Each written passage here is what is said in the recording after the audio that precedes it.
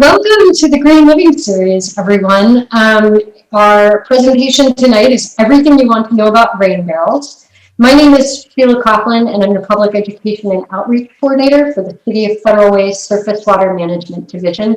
And my work focuses primarily on stormwater.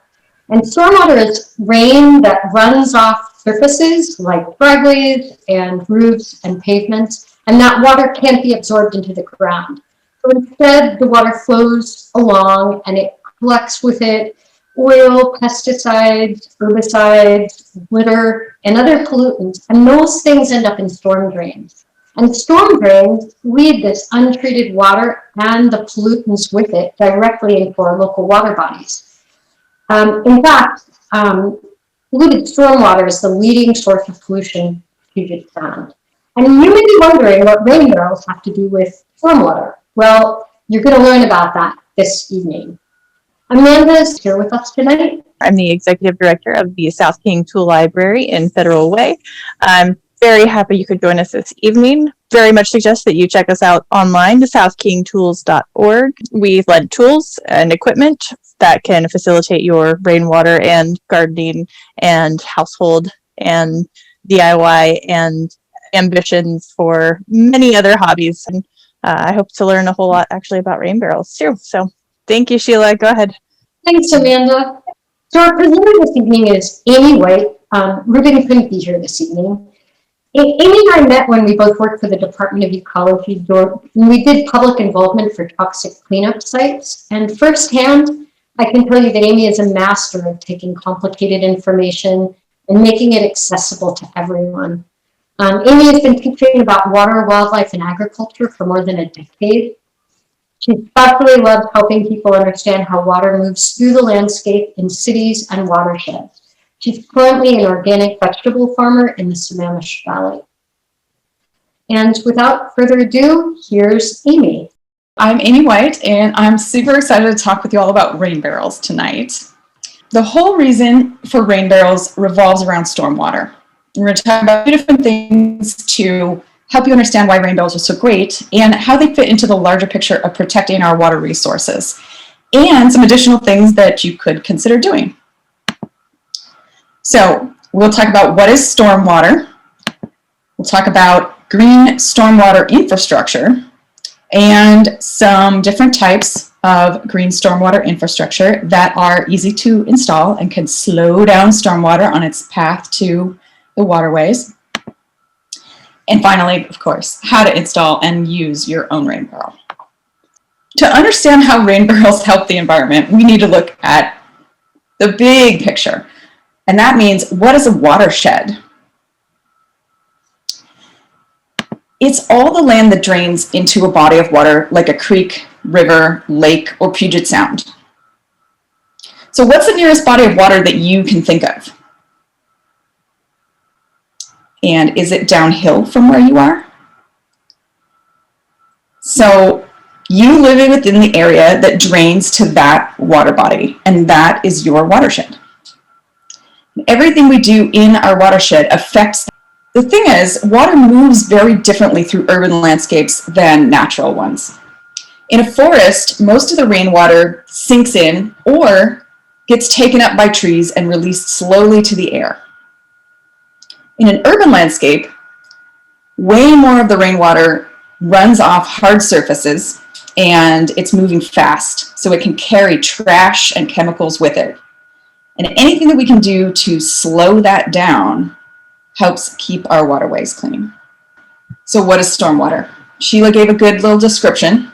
Here's a great picture showing that it's water that runs off the watershed, and it can drain off roofs, streets, parking lots in the urban landscape, and it can carry pollution to waterways. Stormwater runoff is a major cause of water pollution in urban areas, and it can carry pet waste, fertilizers, pesticides, motor oil, detergents, all kinds of other chemicals, and just plain litter. Does stormwater get cleaned before it goes to streams, lakes, or Puget Sound? Most people that I have talked to over the years, they don't know. And the answer is nope. does not get cleaned, that oil is going down that storm drain and it is going straight to Puget Sound. And it's going to harm fish. It's going to, it's going to pollute our waterways. The thing is, the reason why they don't treat the stormwater, a lot of people think stormwater gets cleaned or treated. The reason why they don't do that is that the volume of stormwater is huge. It's running off a huge land area and it's collecting in a little stream. And it's, the amount of water that runs off the urban landscape is ginormous. It's millions and millions and millions of gallons, way more than the sewage treatment plant could handle. And so what they do is they send it into separate storm drain systems that carry it directly to the waterways. And actually, for reference, just to think about this, in Seattle, in some neighborhoods, the storm drains do go to the sewer system and they go to the wastewater treatment plant. And if the volume of stormwater exceeds what the plant can handle, we get combined sewer overflows. And that means raw sewage running into the Sound or Lake Washington.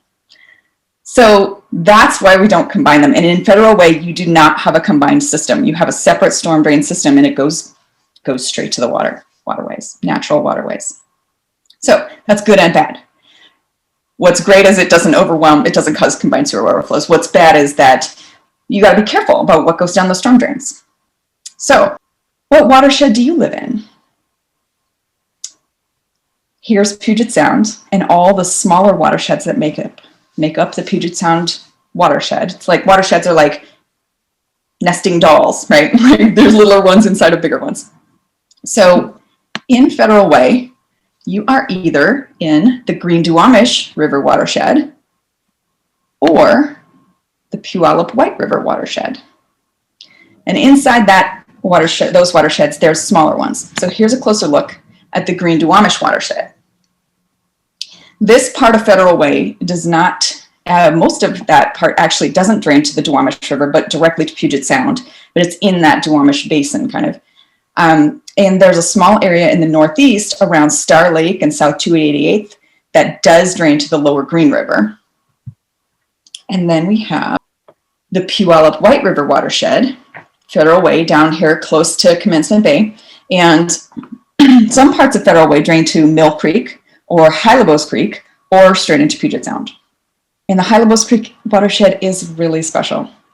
Federal Way is the only city along the I-5 corridor that has a huge amount of pristine habitat, and the former Weyerhaeuser campus around North Lake and the headwaters of the Hylebos watershed is really something worth protecting. So, green stormwater infrastructure. This means using plants or soil or permeable surfaces or stormwater harvesting to slow the flow of stormwater before it goes into those storm drains. So it reduces and treats stormwater at its source before it goes into the storm drains, right? So it provides environmental benefits, keeping the water from going to the waterways, economic benefits. There are a lot of economic benefits to keeping our waterways clean, and social benefits. So look how pretty that cityscape is with that nice, rain garden down the street. It brings, it makes the city a nicer place. So there are a lot of things we can do for green stormwater infrastructure. The first one we want to talk about is rain barrels and cisterns. A cistern is just a rain barrel but bigger. So on the on the left, there's that big cistern outside of a office building, and then on the right is a little rain barrel outside of somebody's house. These are great because, and these are the main thing we want to talk about, because they're super easy to install. Capture stormwater for later use. Green roofs are another one, a little trickier to install, but super cool because they capture the water before it goes to the gutters. And a green roof can actually last longer and keep the inside of your building cooler than a normal roof. So these can be as small as a shed or as big as the Seattle Public Library. In Ballard, Seattle Public Library has a huge green roof. It's super cool. Imagine, dream big, maybe.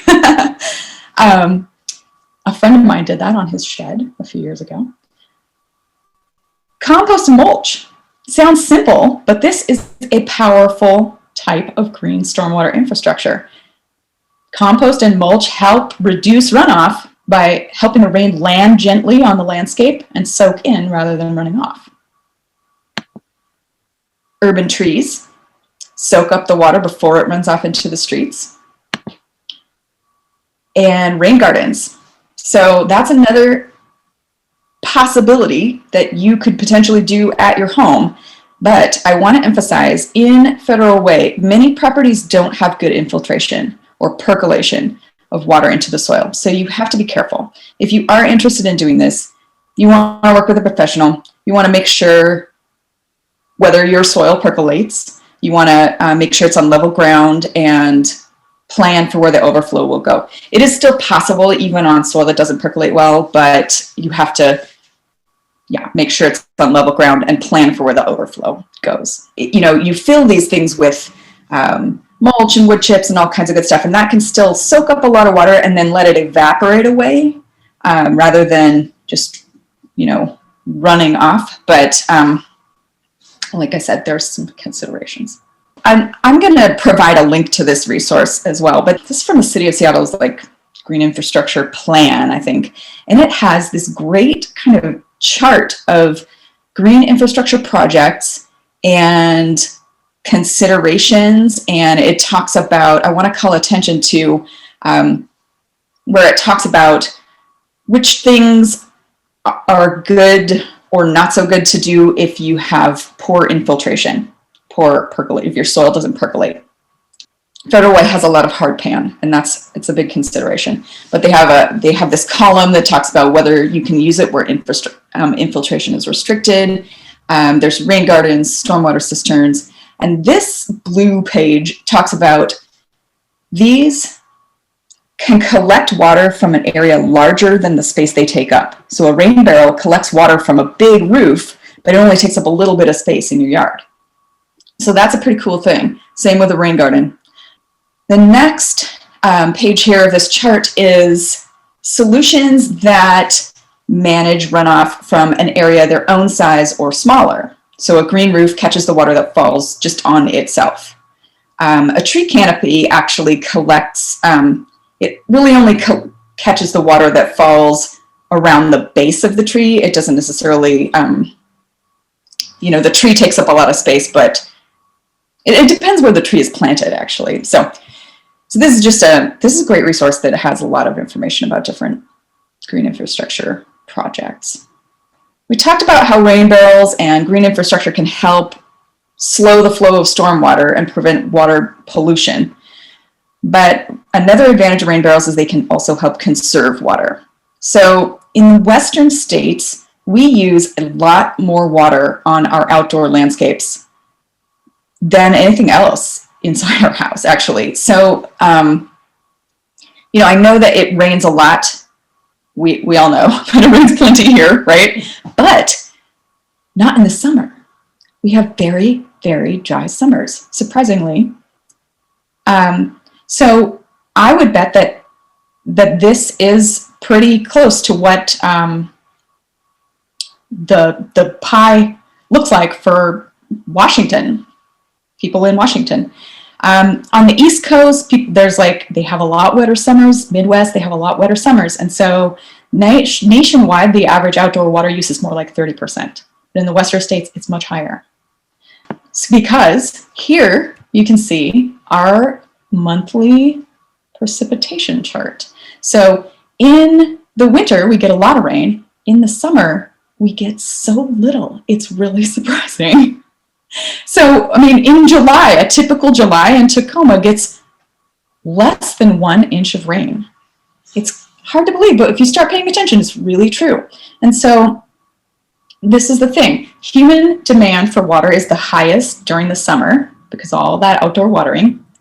And our household water that we use for watering comes from rivers, reservoirs, groundwater, wells, and plants and animals also depend on water in the rivers and the streams to survive, and they need the water in the summer too. So leaving more water in the rivers helps maintain the water levels, the cold temperatures that the fish need, and better water quality. So we can use rain barrels to conserve water in the summer, leaving more water in the rivers for wildlife, because even a little bit of rain on the large area of your roof will fill that rain barrel. So even if we don't get much rain in July, you'll still collect quite a bit from your roof. Save water, leave more water in the rivers for wildlife.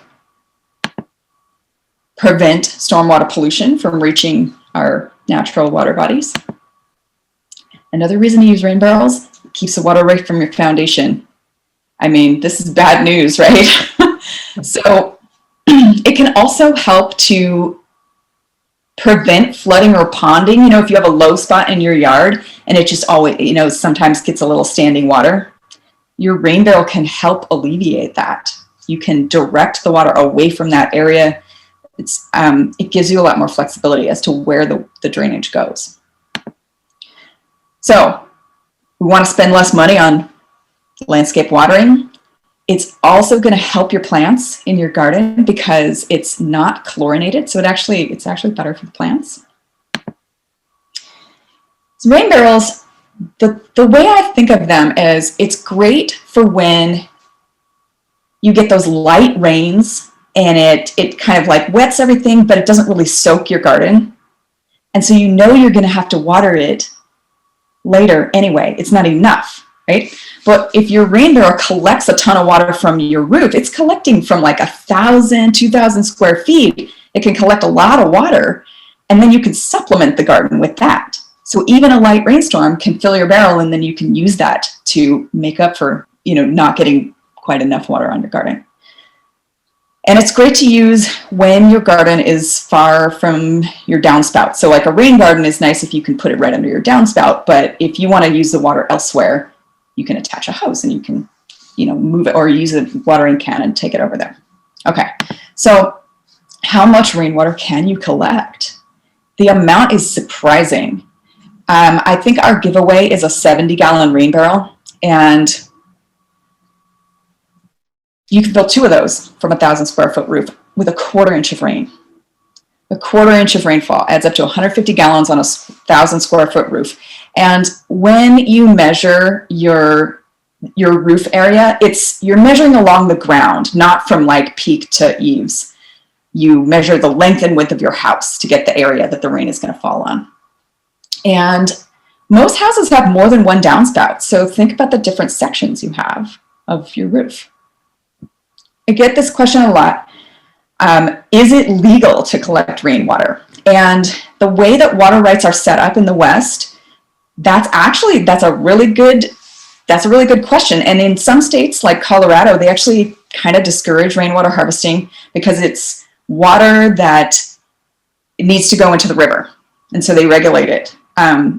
Washington Department of Ecology decided that in 2009 that residential water collection is fine, but you might need a permit if you want to collect it from a commercial building. So no worries about that. No worries about little rainbows like this. So how to install your rain barrel. If you're thinking about installing a rain barrel, what you want to do is walk around your house and think about where you would place it. So if your house has multiple downspouts, you want to think about which one would be the best, which one is closest to your garden. Look at what's going on in your landscape. Where is the water from your gutters going now?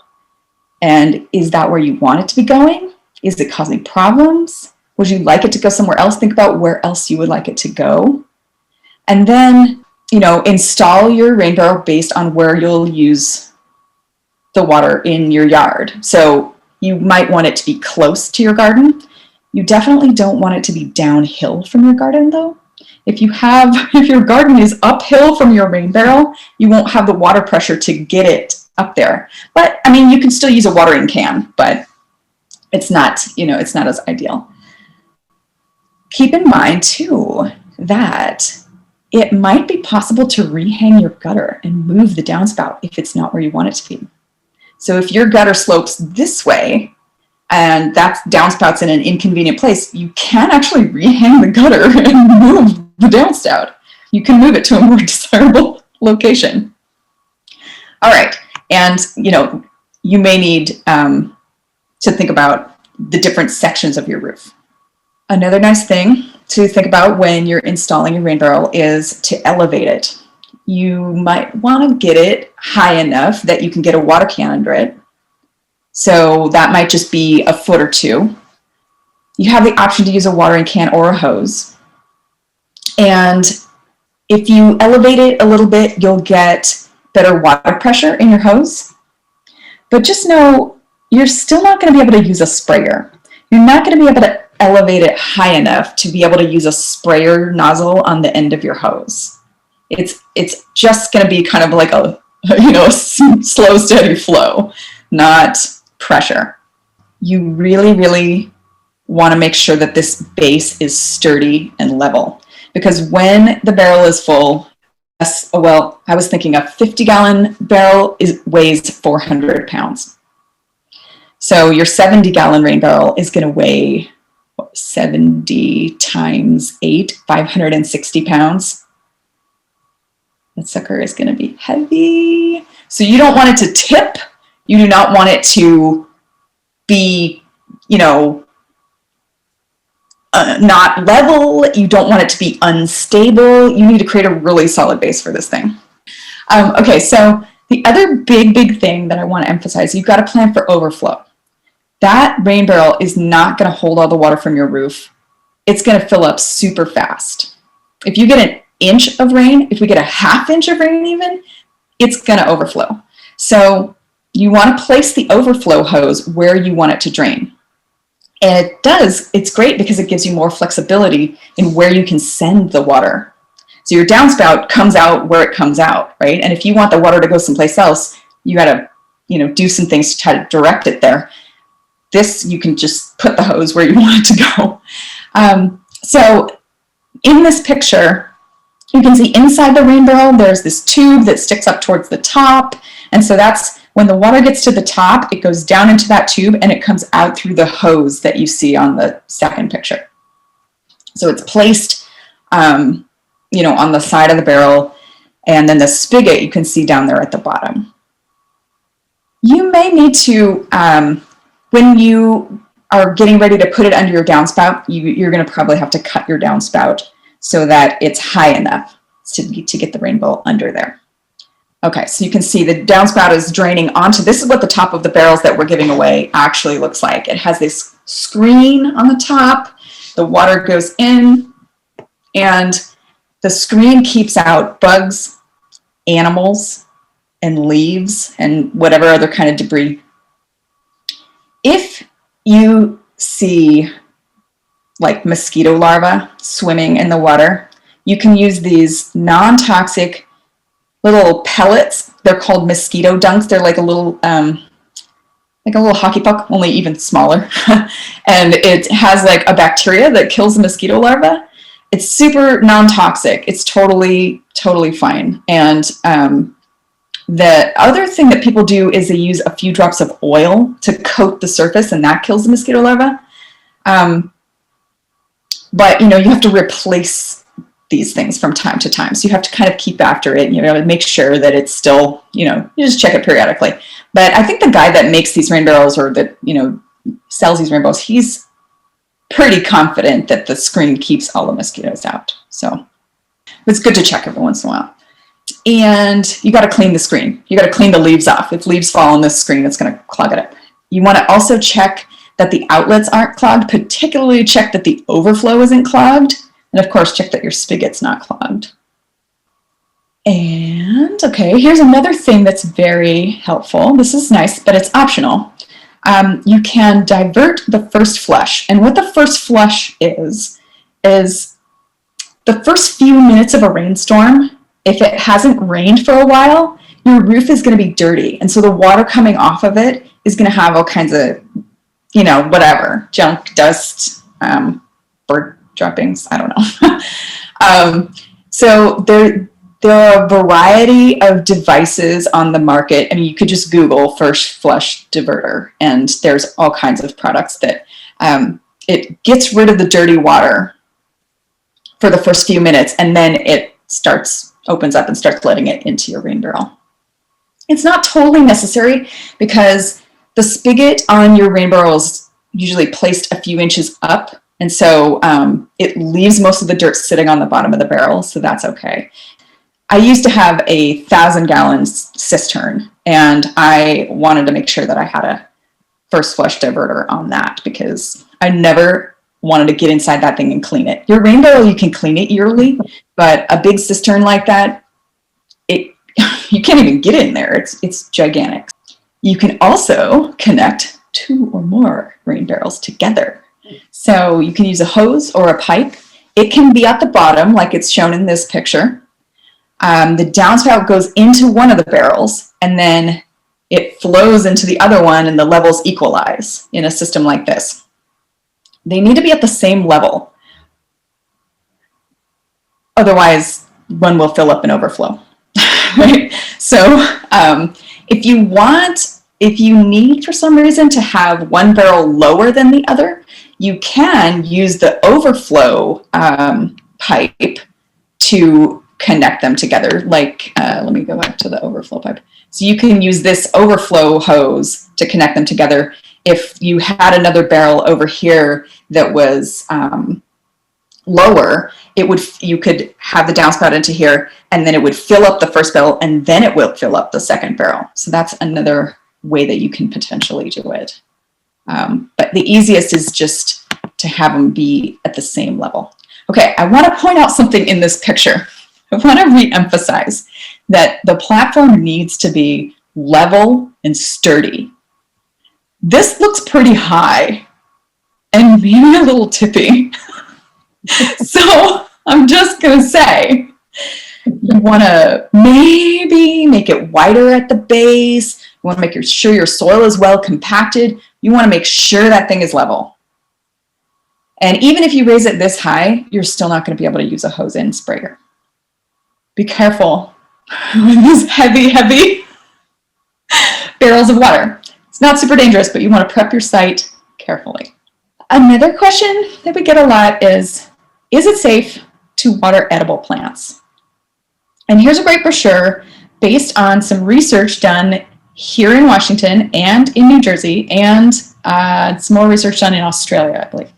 The answer is basically yes. It is safe to water edible plants, unless your roof is copper or treated wood shakes, or if you use a moss killer on your roof.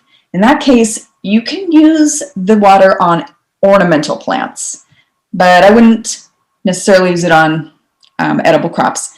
There are some other things you can do if you're worried about bacteria.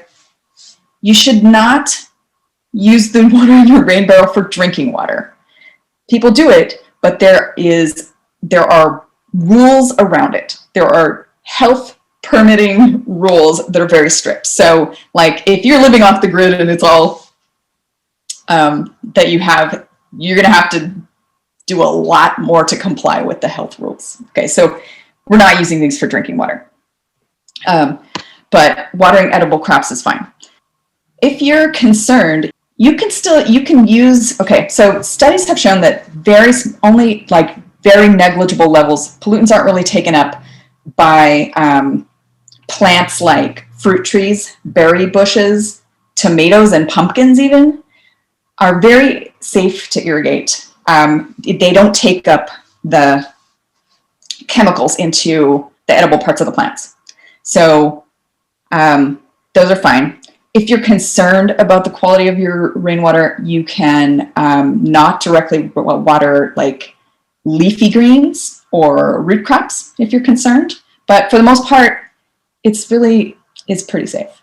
So you want to have a good, ideally your roof is nice and clean, especially if you're going to water edibles. All right. How are you going to use the water? So exciting. So you can water garden beds, potted plants. You can also use it for indoor plants. You don't have to stay outside with it. You can use it for trees. there's this cool tree watering bag setup that you can fill that, and it continues to water over a long period of time. So it like spreads out delivers the water slowly. So you can fill that up with your rain barrel. If you're thinking about having a pond, this is a great way to refill your pond, or a fountain. How to get the most out of your water. I wanted to say a few things about this because if you want your plants to get the most out of the water you give them, you need water in the early morning or late at night when it's cool. And the best way is to use a soaker hose under mulch. And the great thing about rainwater is very soft water. It doesn't have a lot of minerals like calcium and magnesium that will clog up your soaker hose. If you use a soaker hose with hard water, it gets these calcium deposits on it and it clogs up. If you use it with rainwater, no problem. So rain barrels are great for soaker hoses. It's like match made in heaven. And the soaker hose delivers the water low and slow flow to your plants. Good deal. Okay, another thing you can do is wash your car. And don't forget to keep the wash water out of the storm drains. Wash it on the lawn, wash it on some permeable pavement or something like that.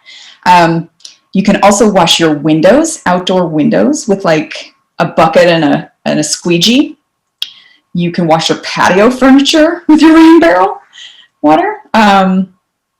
You can rinse your hands, tools, muddy boots. You can use it to rinse your recyclables. You can use it to rinse out your compost bucket. Some people even use rainwater to fill their toilet tank. And I mean, we're not talking drinking water here. You put it in the back of the toilet and then you can use that to flush. If you're like a really like water conserving warrior, yes. So you can use it to mop your floors potentially. I don't know. There's so infinite number of uses, but I tried to get some of the really, good ones and a few that maybe you hadn't thought of. So that is it. Exciting prospects. You to enjoy a rain barrel. What question? Thank you, Amy. Do you have? So I'm just going to really quickly. That was wonderful. I have a rain barrel, and I have the one that we're giving away, and I just learned a ton. It was also a reminder for me that I can use my rainwater to wash my windows, which desperately need it after the winter. And it doesn't import water spots. Right. Yes. So what I'm going to do before we launch into the questions, and I have a couple that people have written in the chat box that I'll read out loud to you, and then if anyone wants to unmute and ask a question, that's fine too. But I think first, I just wanted to share the recipients of the rain barrels. I have a quick slide to share. So let me share my screen. I think you just have to stop share, Amy. Thank you.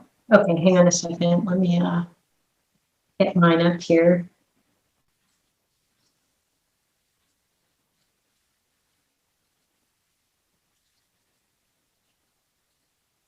Can everybody see that? Nothing yet. Oh, nothing yet? Mm-hmm. Huh. Okay, we'll try this again.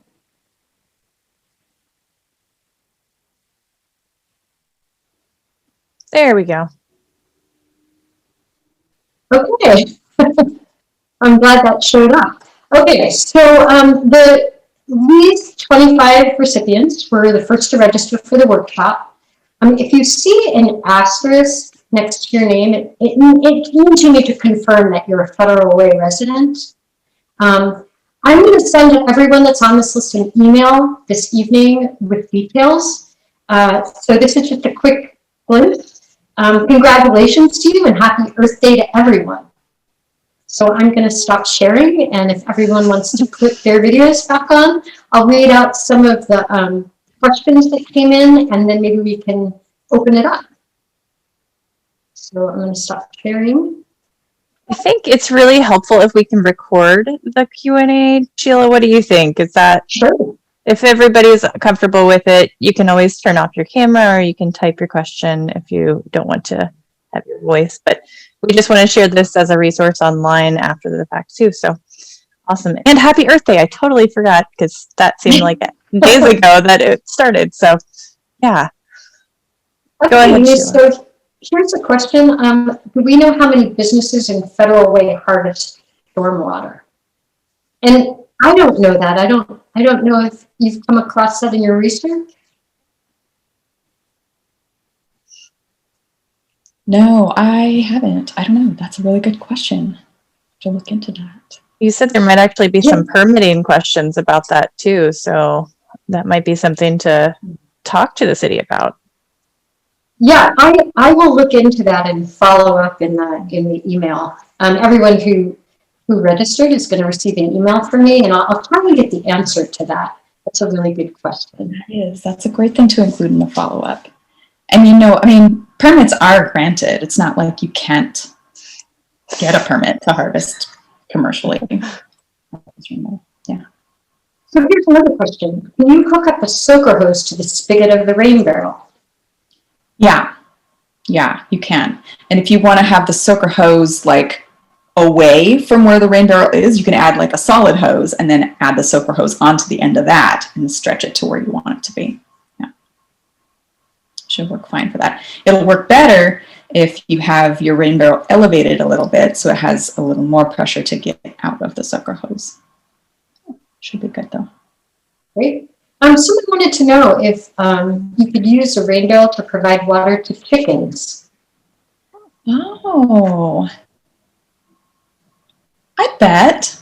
Yeah, I bet that would be fine. That is a good question though, because all animals, including ourselves, need minerals in our water. But chickens eat a lot of dirt, so they probably get plenty of minerals. That is a good question. I'll try and find some more information about that too. Totally. Yeah, I'm curious too. That's wonderful. I used to have like my chickens and my rain barrel in the same little area of my yard, but I never thought to feed them from the rain barrel. That's a good one. Yeah, you think that they probably drink from puddles, so. True. I think the Mara Farm in South Park, the chicken coop there, I got married in that park, so I have looked at that chicken coop a couple times, but it actually has the gutters are connected to the water for the chickens. Not that is, carte blanche to do that, but yeah, an example exists. Here's another question. What would you say is the overall time commitment for managing a rain barrel? Super minimal.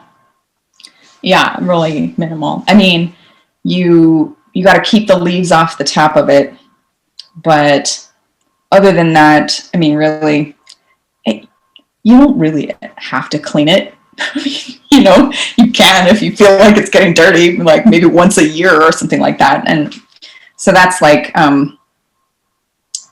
that's all I can really think of. You just got to use the water, every time you think you want to water your garden, you have to go out there and do it and use that and remember to use that instead of the hose. But yeah, I'd say super low maintenance, very little. I would agree. I have one. I have the one that the recipients, if you registered first, are getting, and it's very low maintenance.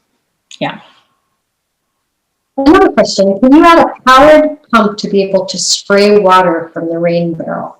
Absolutely. Yes, you can. I never did, but I know there's a pump out there. You just have to really Google it and maybe ask the guy that sells these rain barrels. You could probably attach like a sump pump on the inside to just power things. And that might be a tool library question that I'd look into because that would be fun kind of project. So that's great. Yeah. Another question. I'd like more information about moss management so I can use the water for edible plants. Right now we have a zinc strip on our roof and use dishwashing detergent for moss management. Ooh, that's a good question. Yeah. I'm not sure. That's something we'll have to look into. I'm not sure either, but I imagine just because If it doesn't go in the rain barrel, it goes into the storm drain, so you would want to use something that was non-toxic. I don't know that the zinc strip is so bad for edible plants. I think the zinc strip's probably okay, but if you have like moss killer, if you like spray that moss killer chemical on it, then maybe, I mean, that's the stuff that I'd be worried about. Probably a zinc strip is, I'm going to guess it's okay. Pretty safe. Yeah. And then I can answer this question. There were two that came in. For those that didn't win, where's the best price to get a low-priced rain barrel? Any discounts this year? I just want to let everyone know that in the email that I'll send you, there'll be resources for where to purchase the same rain barrel that is being given away, but also instructions on a do-it-yourself rain barrel that you can make out of mostly everyday materials. You do have to buy the actual container. So keep an eye out for that email. Oh, and that's a cool thing because if you do it yourself, you could have a different style of rain barrel. If you wanted to look all real like rustic, you could buy a wine barrel and put the spigot on it and have it look real like pretty, or just, you know, different styles. Yeah, there's some great examples online of people who have painted their rain barrels with nice scenery and flowers and that kind of thing. Yeah, and I was going to talk about that actually, but I left it out because, so one consideration is you got to use a kind of paint that's not going to flake.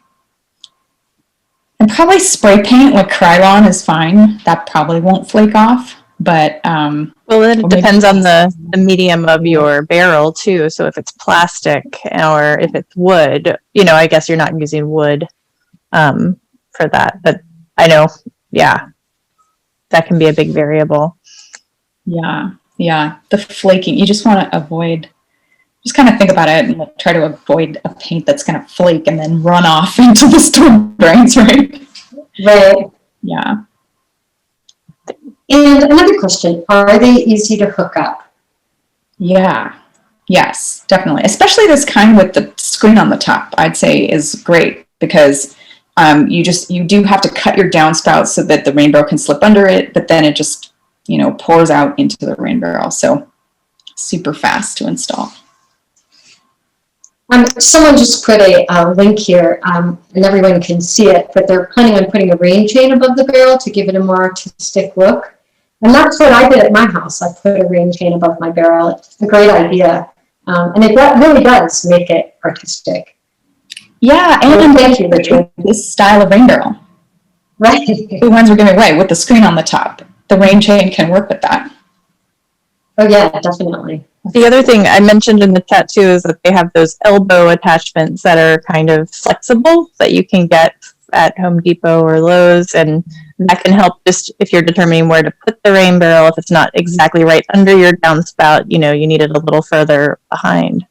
So very true. You could also, if you wanted to, like, if your downspout is here and you wanted the, you know, the rain barrel to be over here, you could, you can also install like a little, you know, downspout bender, you know, elbow thing and like direct the downspout over here. Like there's, if you want to have it not directly under your downspout, there are some options. So that was the last of the questions that are in the chat. I would invite anyone who would like to ask a question to unmute and feel free to ask away. Steve, hi Steve. Hi, good to see you. Thank you. I have a very specific question that I'll try and make broad so it applies to everyone because maybe it will. You talked at the very beginning about all the water coming down and stormwater. We are at the bottom of the hill that collects from, in a long driveway that collects from 5 or 6 or 7 different people that all come straight down into our driveway and then flood into Star Lake. Not necessarily what do I do about that, but there must be someone that we call or someone we've checked. We've tried some of the sewer places and whatnot, and there must be some group that doesn't want all of this stormwater going straight into the lake. And other people might not have the exact same situation, but I guess the question is, do you have resources for what we do if we have not necessarily rain barrel questions, but if we have storm runoff, we don't want to pollute the whole world questions. I can take that. I do, Steve. I do outreach and education for the city of Federal Way, and a lot of my work focuses on stormwater. And I would say that for your particular situation, since you live at the bottom of the hill, a lot of it has to do with creating permeable surfaces where water can actually sink into the ground and be absorbed. And so it doesn't collect, it's not with the velocity moving really quickly into your driveway and down into Puget Sound. And then there are just some really basic things to make sure of that I know you probably know about, but maybe not up the hill they're as clear. Making sure that storm drains are kept clear so that they don't, so water doesn't back up and then flow downstream. So something you can do is during a really heavy downstorm, you can just take a cruise up where the water's coming from and take a look at those storm drains. And if you notice a problem, a specific problem during a storm, reach out to me. I'll see what I can do. And even though we're unincorporated King County, that's okay? Well, I do outreach and education for people that live in the city of Federal Way, but the thing about stormwater is it's regional. So there may be some resources I can't give to you, or there might be some, there like our inspectors or maintenance department might not be able to come out and look at your site, but we can brainstorm about some ideas that might help. Thank you, ma'am. Sure. Amy, did you have anything to add? Oh, I was going to say, I know when we worked at Ecology, we were always referring people out to the appropriate agency. So if Sheila can't help you, I'm sure that she can refer you to, yes, the right person whose jurisdiction it is. And I was also going to say, I mean, those storm drains blockages can be major. I live on a hill that's so steep that has like staircases, like the streets don't go through and there's a staircase. But the last like really big rainstorm, the storm drain at the top of that staircase was blocked and it flooded down the stormwater flooded down the staircase like a waterfall. It was incredible. It was really something. And I know the city of Seattle, I think, has or maybe it's King County, has a adopt a storm drain program. Yes. Which I just think is so cool. Like, keep an eye on your local storm drain because it's crucial. And, we're notorious in Federal Way for having some major streets being blocked by standing water, and some good citizens have more than one occasion cleared them. So yes, that is something to definitely consider. And I wanted to let you know too, just to add on to that, I'm starting this summer a storm drain stenciling project, which is if you and your family or your COVID pod want something really quick to do this summer, I've had some stencils made up that say only rain down the drain. Just as a reminder that all of the drains do drain to Puget Sound. So reach out to me if you're interested in volunteering this summer, and I'll have some other projects going on as well, just about watershed awareness, and maybe that'll help Steve with just general awareness about making sure that storm drains stay clear. And now you guys are part of the club of people who know what watersheds are and where the storm drains go. Because really, not a lot of people do know this stuff. It's surprisingly obscure knowledge.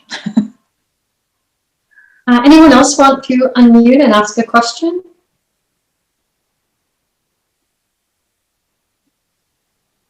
I had a question. If there's nobody else, I don't want to step on toes. I had a question about open catch, because all my downspouts are on the lower end of my yard and my garden is on the higher end. How do you feel about open catch of a rain barrel? What do you mean open catch? Just an open rain barrel that would collect the water that is raining. So not a downspout, just any experience with that, or? Well, I mean, you mean there's not a downspout, that there's not a roof that would feed it? No, not. Okay. Not right now. Yeah, I mean, you could collect that, but it would only catch the water that fell on the, the area of the mouth of the rain barrel. So it wouldn't catch as much. But if you hooked it up to like your garden shed, if you had even a small structure up there that had a larger roof area, it would feed your rain barrel and it would still fill it pretty quickly. We did just build a playhouse, so maybe adding gutters to the playhouse. Yes, collect rainwater off the roof of the playhouse. That's great. Yeah. So, I mean, the idea is you want to have some kind of surface that it can collect from that's larger than the area of the rain barrel itself. And the other thing I would say, if your garden is uphill from your rain barrel, is just use a watering can or look into the pump thing. That is what the pump situation is for. Yeah, that's why I wrote that down for sure. I'm going to have to look into that for the... Yeah, that was a great idea. Yeah, that is. And it's super helpful. I know it's out there, the pump that does this, and it's something you might want to look into. Otherwise, you're just looking for even a small structure with a larger roof area. Or water can. Yes. You can use a watering can too, just to like carry it to the uphill garden area. Yeah, we have a couple of rain barrels, but it's simply because our French drains have become entirely clogged. And again, Federal Way is notorious for having these lovely constructed houses with submerged French drains that you never see, and you hope and wish and pray that they don't get clogged. But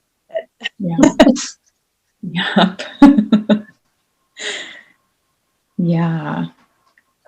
Right, so you're using it to divert the water away from your house. Yeah, we almost always leave that open spigot and run just away from the house. And sometimes I'll collect it just to kind of have it there in the summer. Yeah, right. So that's a good story. That's a very interesting way to use it, so that it's always open, but then you just close it when you want to collect water, which is not all the time. That's great. I'm so impressed by all these great questions, everyone. I see 53 comments in the chat. This is lovely. It's totally delightful to have such an engaged crew with the questions. So if there aren't any more questions, Amy, I just wanted to thank you. I'm just always so impressed with everything you know, and I'm so grateful for you presenting to us tonight. My pleasure. Yeah, it's been wonderful. And then to everyone else, thank you so much for coming.